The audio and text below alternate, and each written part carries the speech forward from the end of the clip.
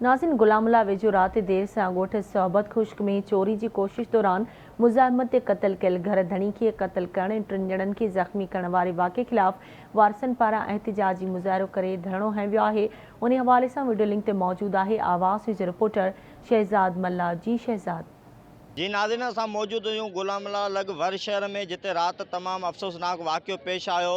जॾहिं त ॾुआरी ॾोह जे इरादे सां आया, जॾहिं त ॻोठ जो चङू मुड़ुसु मोहम्मद मूसा मल्ला खे गोलियूं हणी उनखे क़त्ल करे छॾियो। जॾहिं त उनजा 3 भाइटिया उन्हनि गोलियूं हणी उन्हनि खे ज़ख़्मी कयो वियो आहे, जंहिंमें नज़ीर, शबीर ऐं गुल हसन ॿुधाया पिया वञनि। उहे तमामु सीरियस हालत में कराची में उन्हनि खे मुंतक़िल कयो आहे। जॾहिं त फ़ौती नौजवान जे वारसनि हिते गुलामुल्ला मकली रोड ते धरणू हणी लाश रखी हिते रोड बंदि करे छॾियो आहे। हिते टायरनि खे बाहियूं ॾेई वियूं आहिनि। हिते हज़ारे माण्हू मौजूदु आहिनि ऐं हिननि जो इहो मुतालबो कयो आहे, जेसिताईं असांजो माना जेको ॾुआरी गिरफ़्तार नथा कया वञनि, तेसिताईं असां रोड खे न खोलींदासीं। इन हवाले सां हिते हिन जा वारस मौजूदु आहिनि मक़तूल जा। अचो त हुननि सां ॻाल्हि ॿोल कयूं त हुननि जो छा चवणु आहे। 3 हथियारबंदनि घर में अंदरि घिड़ी हिकु ग़रीब मल्लाह खे क़त्ल कयो आहे। उनजी असां सख़्तु मज़म्मत कयूं था ऐं पुलिस खे इहो चवणु चाहींदासीं त महिरबानी करे ॾोहनि ते ज़ाब्तो आणे ऐं गुटके मावे जे पोयां सिर्फ़ु सॼु ॾींहुं राति न डोड़नि, ॾोहनि ते कंट्रोल कनि ऐं क्राइम ते कंट्रोल कनि। राति जे टाइम ते 2 बजे को चोर आया आहिनि, 2-3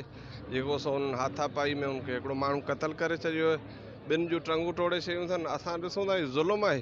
अहिड़ा 2-3 वाक़िया पहिरीं थी चुका आहिनि।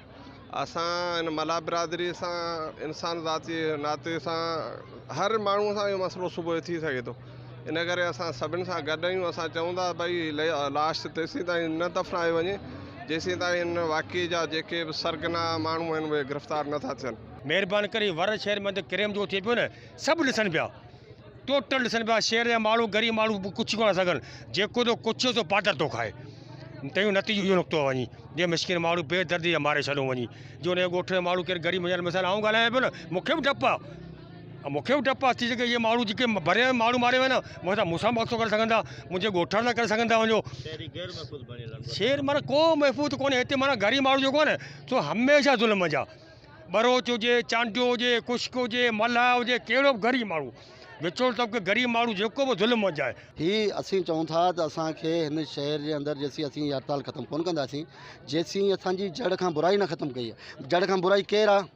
केरु त हुनजे मथे जत्र उनखे ॻोल्हियो न, माण्हू चोरनि खे न ॻोल्हियो। चोरनि खे सुभाणे वरी बि छुटी ईंदा, उन लाइ वरी बि ईंदा साथारी थी त बाबा चलो ठीकु आहे, हाणे गुठियो माण्हू वरी मरी वियो, हिनखे 500 लख रुपया ॾे वठणु अलाए। असीं कोर्टनि खे बि अपील था करियूं, अहिड़ो कार्रवाई न करियो।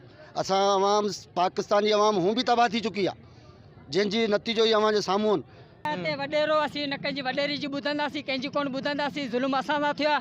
मुंहिंजो सॻो मामू हो, ॿुधे न, हुनजा 7-8 ॿार आहिनि, उनखे हाणे केरु ॾींदो? ये हुकूमत ॾींदी या वॾेरा ॾींदा आहिनि? हिते धरणे में मौजूदु मक़तूल मोहम्मद मूसा मल्ला जे वारसनि ऐं धरणे में शरीक माण्हुनि जूं ॻाल्हियूं ॿुधियूं। हिननि SSP ठट्टो खां इहो मुतालबो कयो आहे त हुननि चयो त 3 कलाकनि जे अंदरि जेकॾहिं असांजा हक़ीक़ी कातिल ऐं उन्हनि जे मथां पुठ भराई कंदड़ बाअसर वॾेरा सरमादार माण्हू जिन जो उन्हनि जे मथां हथु आहे, उन्हनि खे गिरफ़्तार जेसिताईं न कयो हूंदो तेसिताईं असां रोड न खोलींदासीं, असां एतिजाजी तहरीक हलाईंदासीं। हिननि इहो मुतालबो कयो आहे त फुल फोर इहे जवाबदार गिरफ़्तार कया वञनि। जेकॾहिं गिरफ़्तार न कया विया त असांजो इहो एहतिजाज जारी रहंदो। शहज़ाद मल्ला, आवाज़ न्यूज़, गुलामुल्ला।